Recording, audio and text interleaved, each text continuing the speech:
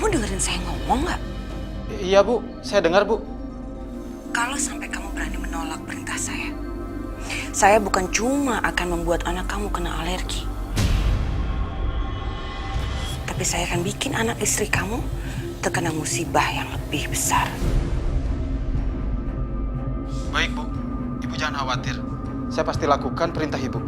Bagus.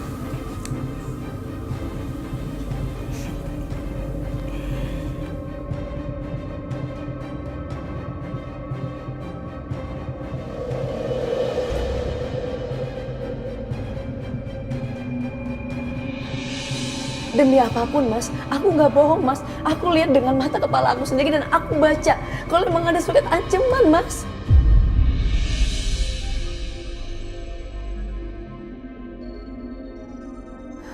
Masalahnya surat itu nggak ada, Aisyah. Iya Aisyah. Ibu juga udah cari kemana-mana, tapi ibu nggak lihat surat itu.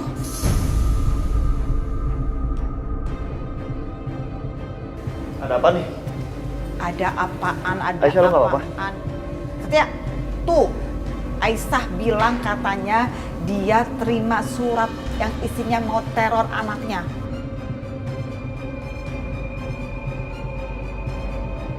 Tapi pas ditanyain mana bukti suratnya, nggak ada. Mungkin tuh surat dari uap kali ya, makanya tiba-tiba ngilang tuh. Ya. Bu Lydia, saya nggak berhalusinasi Bu.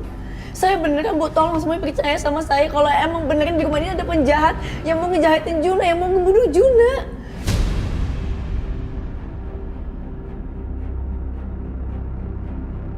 OMG, Aisyah lama-lama kalau terus-terusan kamu kayak begini, kamu gila beneran loh. Kamu tuh keparnoan tau nggak? Parno banget. Jelas-jelas itu surat yang kamu omongin juga nggak ada, nggak kebukti kan?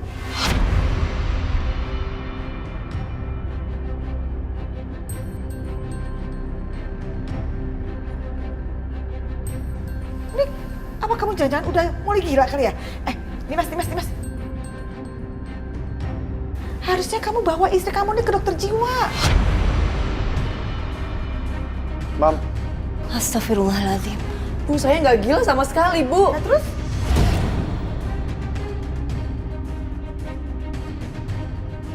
Mas Dimas, tolong percaya sama aku Mas.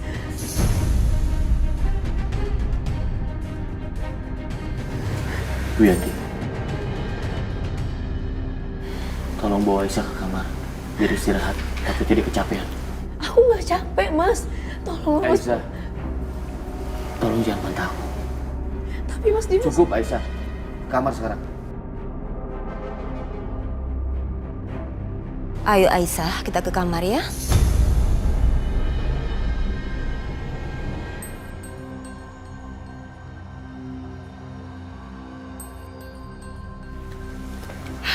Terus-terusan kayak gini, mama jadi sakit kepala. Mending mama ke kamarnya dulu.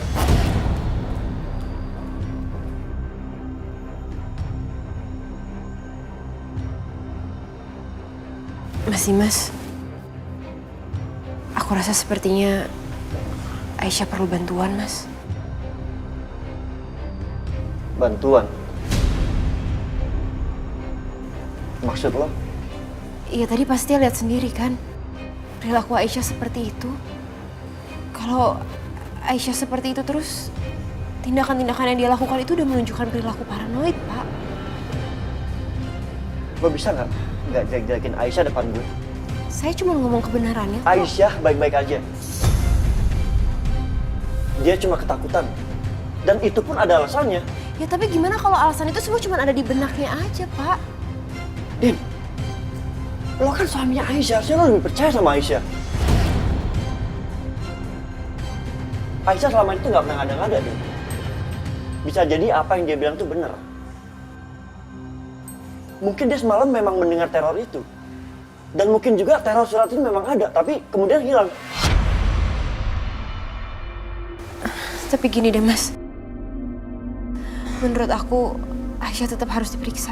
Kita harus pastiin kondisi mentalnya supaya kita bisa tahu Aisyah tuh sebenarnya baik-baik aja atau enggak. Karena kalau ternyata Aisyah seperti ini terus dan ternyata dia memang kenapa-napa, nggak baik Mas kalau dia tetap jaga anak-anak. Takutnya malah membahayakan kondisi anak-anak nantinya. Hah? Intinya lo mau ngejauhin Aisyah dari anak-anaknya? Bukan gitu, Pak. Apa jangan-jangan lo dibalik semua ini? Pak, Setia, kamu jangan sembarangan bicara.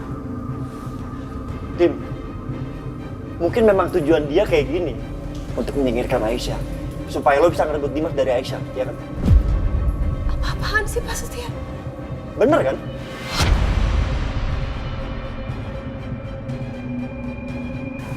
Setia, cukup. Saya bilang cukup. Astaga, Dim, capek gue sama lo, Dim. Lo bisa nggak gampang kasus sama perempuan-perempuan licik yang ada di sekitar lo?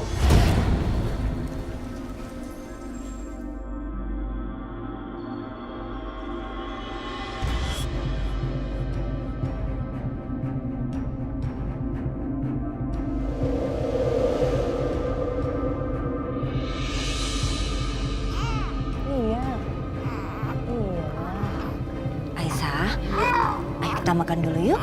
Kamu kan dari pagi belum makan apa-apa. Nanti kamu sakit loh kalau terus-terusan kayak gini. Enggak, Bu, aku di sini aja jagain anak-anak. Mama di sini. Ya udah kalau gitu, Ibu bawain makanannya ke kamar ya, biar kamu bisa makan sambil jagain anak kamu. Ya. Makasih, Bu.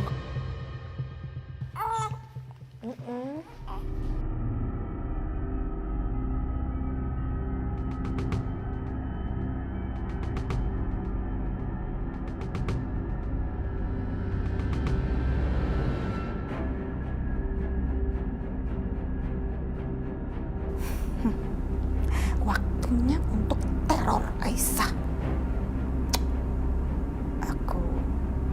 Aku kirim WA pakai handphone baru dan nomor baru.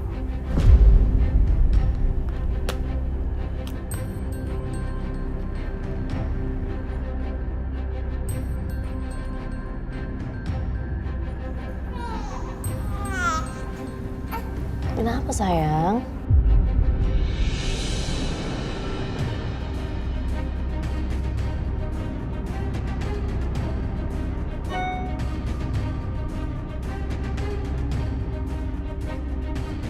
Hati-hati dengan yang kamu makan.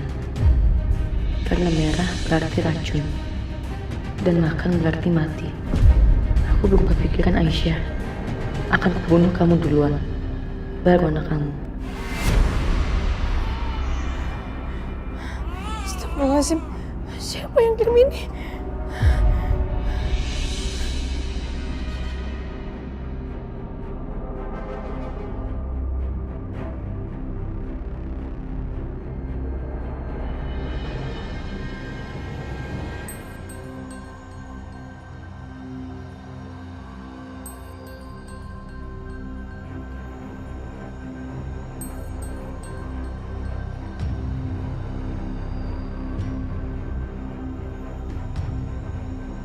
Aisyah, ini makanannya Ibu bawain. Ibu udah siapin juga tuh sausnya. Biasanya kan kamu suka makan sup pakai saus yang banyak. Nih, kamu makan. Mereka berarti racun. Makan berarti mati. Enggak, aku nggak mau makan ini, Bu. Aku nggak mau makan. Aisyah, kamu kenapa malah dorong sup ini, Aisyah? Enggak, Bu. Ini makanannya beracun, Bu. Udah ada orang yang ngasih racun ke makanan ini, Bu. Nggak mungkin, Aisyah. Ini sop Ibu bikin sendiri buat kamu. Enggak, ini ada nickel racun, Bu. Ada nickel racun, Bu. Aku nggak mau makan. Aisyah.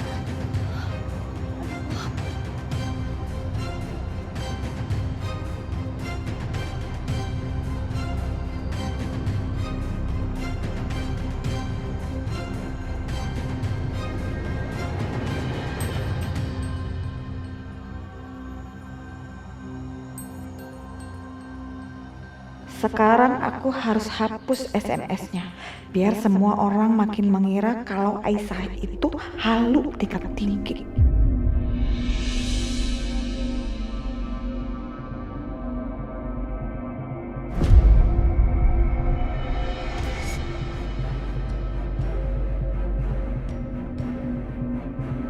Aisyah, Aisyah, lo kenapa?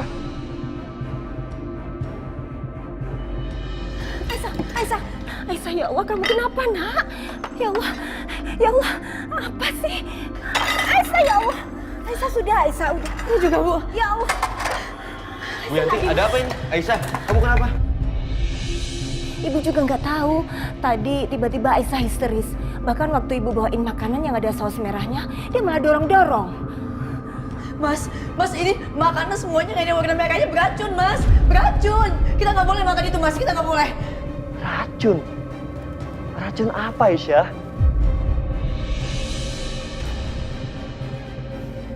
Jadi tadi ada yang ngirim aku pesan. Dia bilang kalau makanan yang warna merah itu ada racunnya. Dia pengen racunin aku dulu, baru dia membunuh anak-anak.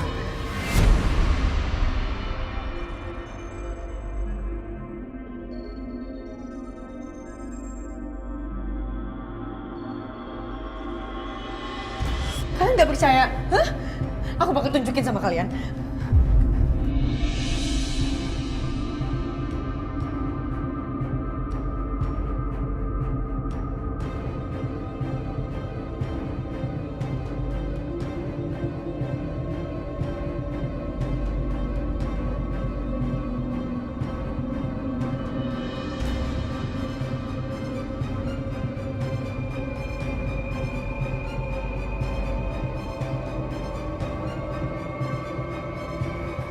Ini, Mas Dimas, ini, Mas lihat sendiri, lihat sendiri ada pesannya di situ.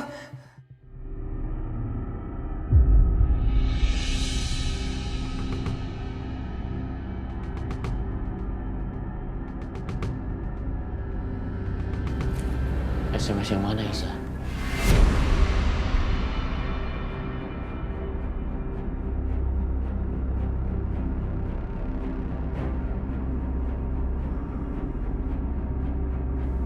Ada di sini, Mas. Kok nggak ada?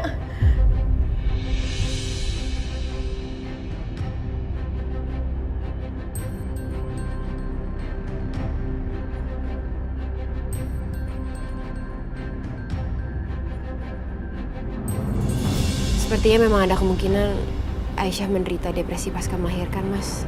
Atau yang biasa disebut dengan baby blues. Dan baby blues itu nggak selalu langsung menyerang ibu yang baru melahirkan. Bisa aja terjadi beberapa waktu selang dia melahirkan karena terlalu banyaknya tekanan yang diterima oleh si ibu.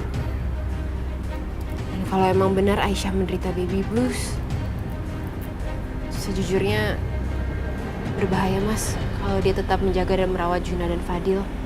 Itu perempuan siapa ya? Pakai jaket, pakai masker, pakai kacamata. Gawat, itu kan Akbar. Ngapain dia ada di sini?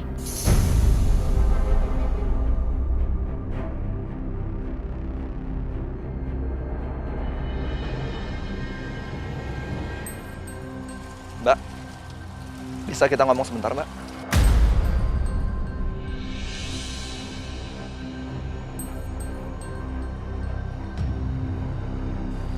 Kok diam aja, Mbak?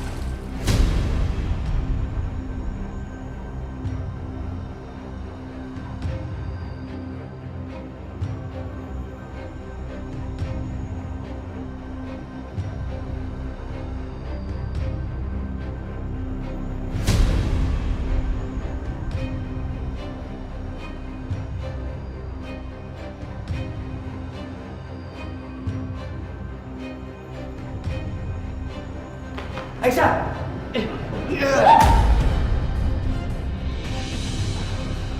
Jangan pergi, siapa kamu?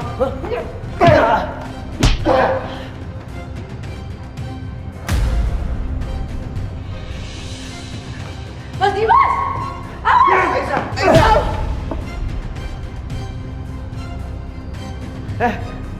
Aisyah, bangun Aisyah. Aisyah! Aisyah! Aisyah!